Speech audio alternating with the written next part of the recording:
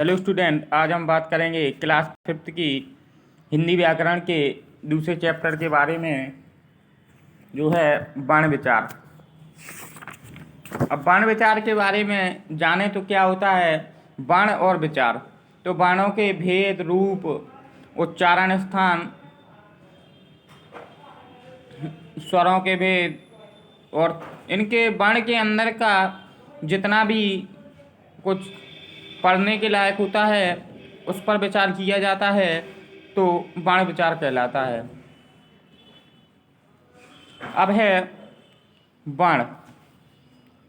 मुंह से निकलने वाली ध्वनि जिसके खंड नहीं हो सकते उसके लिए एक निश्चित चिन्ह को बाण कहते हैं। तो बाण क्या होता है, सादा सी सिंपल सी भाषा में बात करें तो ऐसी ध्वनि जिसके खंड नहीं किए जा सकते, या भाषा की सबसे छोटी इकाई को बाण कहते हैं। एक ऐसी ध्वनि जिसके खंड नहीं किए जा सकते या भाषा की सबसे छोटी इकाई बाण कहलाती है, बाण या अक्षर कहलाती है। अब है बाणमाला। तो बाणमाला की बात करें तो बाणों का निश्चित क्रम या निश्चित समूह बाणमाला कहलाता है। बाणों का निश्चित क्रम या बाणों का निश्चित क्रम बाणमाला कहलाता है, या बाणों का निश्चित समूह या एक क्रमबद्ध तरीका बाणमाला कहलाता है। अब है बाण के भेद। तो बाण के 3 भेद होते हैं। पहला होता है स्वर, दूसरा होता है व्यंजन और तीसरा होता है अयोगवाय। आप इसमें देख सकते हैं इसके 3 भेद हैं, स्वर, व्यंजन तथा अयोगवाय। अब बात करेंगे स्वर के बारे में।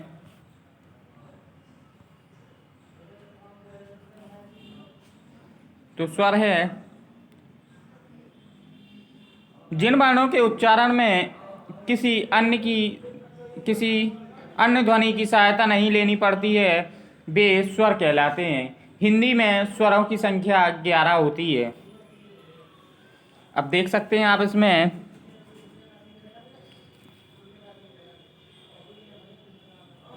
जिन बाणों के उच्चारण में स्वरों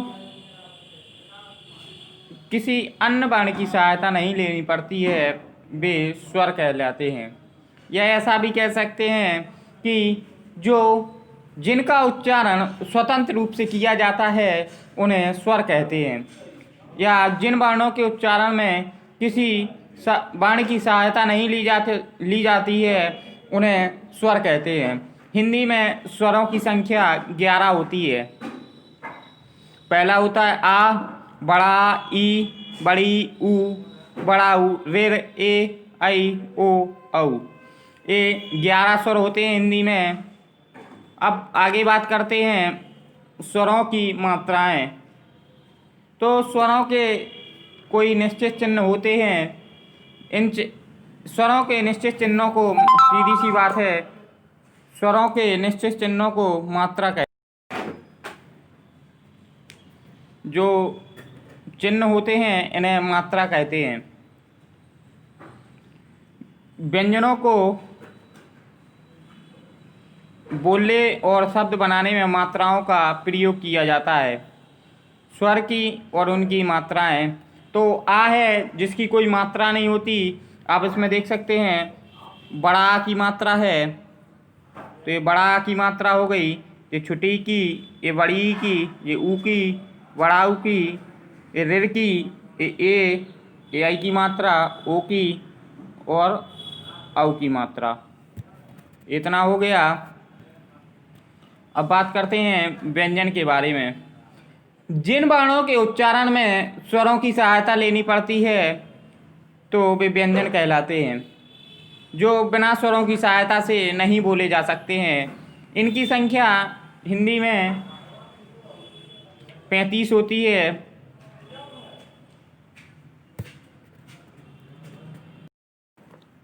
अब व्यंजन की हमने बता दी है। तो व्यंजन में जिन बाणों के उच्चारण में स्वरों की सहायता ली जाती है उन्हें व्यंजन कहते हैं। हिंदी में व्यंजनों की संख्या कुल 35 होती है। अब इसके बाद है संयुक्त अक्षर। तो संयुक्त अक्षर आप इसमें देख सकते हैं। संयुक्त अक्षर का मतलब संयुक्त प्लस अक्षर दो शब्दों से मिला है। संयुक्त का मतलब जो किसी से मिलकर बने हों। तो छा है, त्रा है, ज्ञा है और स्रा है। तो का और सा मिलता है तो छा छा बनता है, छतरी वाला छा। ता और आ मिलता है तो त्रा बनता है। जा और अंगा मिलता है तो ज्ञा बनता है। सा और आ मिलता है तो स्रा बनता है। अब आगे बात करेंगे अयोगवाय की। तो अयोगवाय स्वरों और व्यंजन का मिश्रित रूप अयोगवाय कहलाता है। जैसे अनुस्वार और विसर्ग दो हैं अयोगवाय, अनुस्वार और विसर्ग। अब अनुस्वार, इसका उच्चारण नाक से किया जाता है। यह स्वरों के साथ लगता है। इसका चिन्ह बिंदु होता है। जैसे गंगा हो गया, गंदा हो गया, पंजाब हो गया, तिरंगा हो गया। अब आगे बात करते हैं विसर्ग की। तो विसर्ग चिन्ह स्वरों के बाद लगता है। जो विसर्ग का चिन्ह है वो स्वरों के बाद लगता है। कैसे? जैसे प्रातः है, नमा है, अतः है। इन सभी में अधिकतर ये संस्कृत में प्रयोग होता है और इसके उच्चारण में ह के समान ध्वनि निकलती है। अब बात करेंगे अनुनासिक की। तो अनुनासिक अनुस्वार के समान इसका प्रयोग किया जाता है। इसका चिन्ह चंद बिंदु होता है। जैसे चांद है, आँख है, माँ है, पूँछ है। अब है कुछ अन्य वर्ण और चिन्ह। तो हिंदी भाषा में विदेशी भाषाओं के अनेक शब्दों का प्रयोग होता है। जैसे डॉक्टर है, कई विदेशी शब्द हिंदी भाषा में सम्मिलित किए गए हैं क्योंकि मानक हिंदी के चलते हिंदी भाषाओं में कई शब्दों को जोड़ लिया गया है। अब डॉक्टर है, बॉल है, कॉलेज है, मज़ा है, जरूर है। तो ये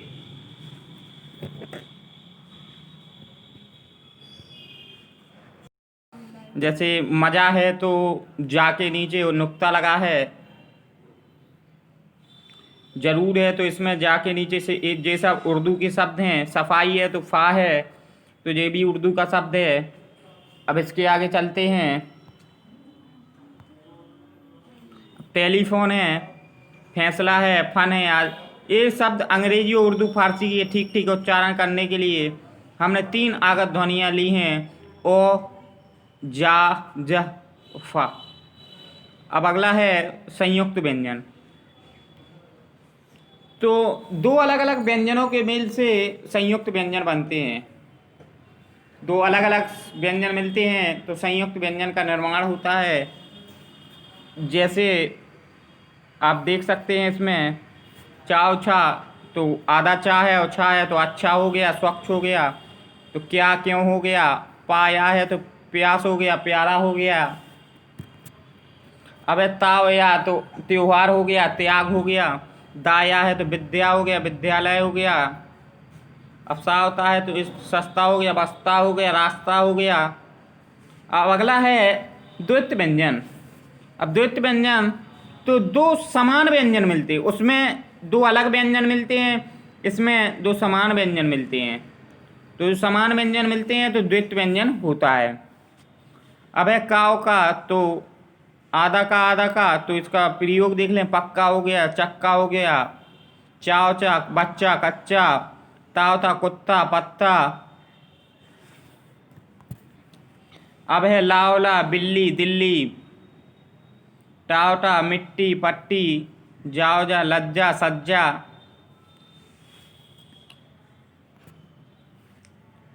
अगला है रावण का प्रयोग। तो रावण का प्रयोग कई रूपों में होता है। अब है जब रावण स्वर सहित हो तो रा के आगे आने वाले उस व्यंजन के ऊपर रेप के रूप में, देखो रा की रकार ऊपर लग जाती है, के रूप में लिखा जाता है। जैसे आप देख सकते हैं इसमें पर्व है तो रा की रकार ऊपर है। हर्ष है तो भी रा की रकार ऊपर है, क्योंकि जो स्वर है, देखो आप इसमें देख भी सकते हैं,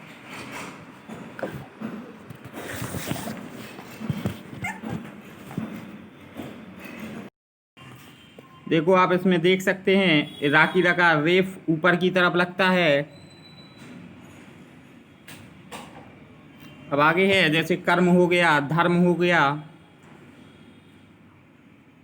अब अगला है जब रा वर्ण स्वर सहित के बाद उस व्यंजन की खड़ी पाई के साथ रा पदेन के रूप में लिखा जाता है। तो अब जो रा की रकार है वो नीचे की तरफ लगती है, जैसे भ्रम हो गया, आप इसमें देख सकते हैं भ्रम हो गया, प्रण हो गया, प्राण हो गया, क्रम हो गया, उम्र हो गया।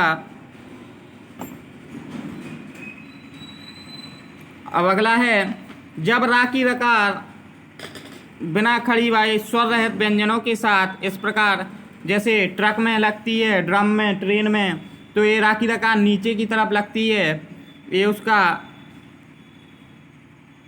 लगाने का चिन्ह होता है। अब बात करते हैं वर्ण विच्छेद की।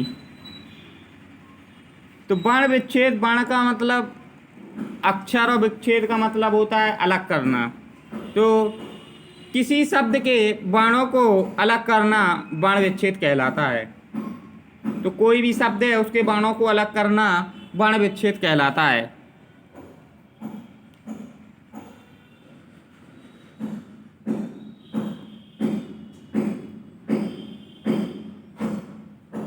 अब जैसे पुत्र है तो पा है, ऊ है, ता है और रा है और आ है, तो ये हो गया पुत्र का वर्ण विच्छेद। अब है मंदिर का, तो माँ, आ, ना और दा, ई और रा और आ, ये मंदिर का वर्ण विच्छेद हो गया। अब बात करेंगे अभ्यास की। तो वर्णों के व्यवस्थित समूह को क्या कहते हैं? तो वर्णों के व्यवस्थित समूह को ये आपका तीसरा वाला है वर्णमाला कहते हैं। संयुक्त अक्षर हैं तो संयुक्त अक्षर तीनों हैं तो सभी में आ जाएगा। देखो इसमें ये वर्णमाला सही है, इसमें सभी ये सही है। अब है विसर्ग की आवाज़ हा की ध्वनि के समान होती है, तो हा की ध्वनि सही है इसमें।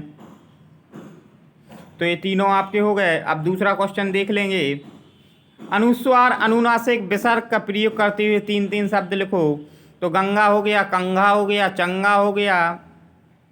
ये ऊपर की बिंदी, ऊपर बिंदी लगाते हैं।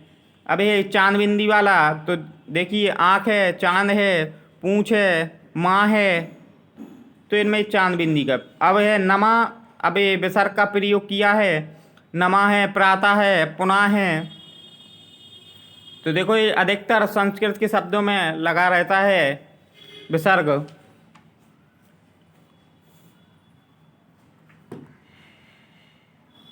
अब है संयुक्त अक्षर से बने दो दो शब्द बनाइए।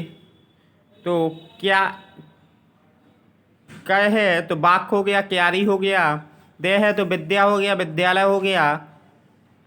स्थ है तो सस्ता हो गया, बस्ता हो गया, रास्ता हो जाएगा।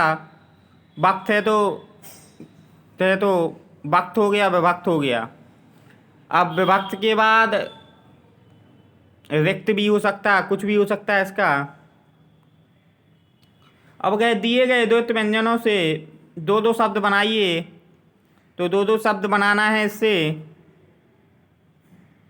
तो ना है तो भिन्न हो गया, अभिन्न हो गया, प्रसन्न हो गया। अब इसके बाद है ताता तो कुत्ता हो गया, पत्ता हो गया। अब धा है तो धर्म हो गया, धर्मात्मा भी हो जाएगा इसका।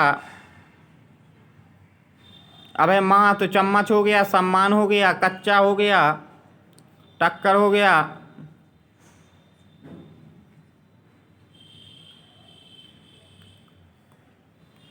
अब है नीचे दिए गए वर्ण का वर्ण विच्छेद करो। तो नीचे दिए गए जो शब्द हैं इनका वर्ण विच्छेद करना है। तो पहले का उसने दिया है, अब पहचान है, तो पा हो गया, आ हो गया इसके साथ, हलंत लगा के हा हुआ, चा बड़ा आ हो गया, ना वा हो गया, तो ये पहचान। अब विशेषता है तो बा हो गया, ई हो गया, सा हो गया तो ए हो गया, अब शा हो गया तो आ हो गया, ता हो गया तो बड़ा, तो विशेषता हो गया। अब व्यवहार है तो बा में भी अलंत लगेगा और या में भी, और इसके साथ आ आएगा, क्योंकि जो व्यंजन होते हैं उनमें अंत में आ की ध्वनि निकलती है, इसलिए आ का प्रयोग इनके साथ होता है। अब वाह हो गया, या हो गया, आ हो गया, वाह फिर आ गया, फिर हा आ गया, फिर आ गया, फिर रा आ गया, फिर आ गया, तो ये क्या हो गया? व्यवहार हो गया। अब है नीचे दिए गए शब्दों को अकरादी क्रम में लिखिए। तो अकरादी क्रम क्या होता है? अकरादी क्रम का मतलब होता है वर्णमाला के आधार पे या वर्णमाला के क्रमानुसार। तो पहला आधार हो गया, आकाश हो गया, इलाज हो गया, ईमान हो गया, ऊन हो गया, कमाल हो गया, कबूतर हो गया, घड़ा हो गया, चार हो गया, पहचान हो गया, पराग हो गया, मार्मिक, फिर लड़का, फिर लेकिन, फिर स्थान, फिर हमेशा। नीचे दिए गए प्रश्नों के उत्तर लिखो। तो वर्ण किसे कहते हैं? भाषा की सबसे छोटी इकाई को वर्ण कहते हैं, या वह ध्वनि जिसके खंड नहीं किए जा सकते उसे वर्ण कहते हैं, वर्ण या अक्षर कहते हैं। अब वर्णमाला, तो वर्णों का निश्चित क्रम वर्णमाला कहलाता है। वर्णों को कितने भागों में बांटा गया है? तो वर्णों को मुख्यतः तीन भागों में बांटा गया है। पहला है स्वर, दूसरा है व्यंजन, तीसरा है अयोगवाय। अब है चौथा क्वेश्चन, मात्रा से क्या आशय है? तो मात्रा से आशय है कि स्वरों के चिन्हों को प्रस्तुत करने के लिए जो चिन्ह लगाए जाते हैं उन्हें मात्रा कहते हैं। ये ऐसा भी कह सकते हैं कि स्वरों के जो चिन्ह हैं वो निश्चित हैं, इन चिन्हों को, स्वरों के चिन्हों को मात्रा कहा जाता। सीधी सीधी बात है। सीधे से सिंपल भाषा में कहें तो स्वरों के निश्चित चिन्ह को मात्रा कहते हैं। जो स्वरों के चिन्ह होते हैं उन्हें मात्रा कहते हैं। जो बोलने के लिए, शब्द बनाने के लिए मात्राओं का प्रयोग हमेशा किया जाता है। और हमने आपको स्वरों की मात्रा बता दी। वर्णों के भागों की बात करें तो स्वर है, तो जो स्वतंत्र होते हैं उन्हें स्वर कहते हैं। और जो अब व्यंजन की बात करें तो जिन वर्णों के उच्चारण में स्वरों की सहायता ली जाती है उन्हें व्यंजन कहते हैं। और अयोगवाय, तो स्वर और व्यंजन का सम्मिलित रूप अयोगवाय कहलाता है। ये आपका चैप्टर कंप्लीट होता है। इसके बाद आपको ये फेयर कॉपी पे ज़रूर करना है। जो समझ में ना आए उसे बताना है। Thank you.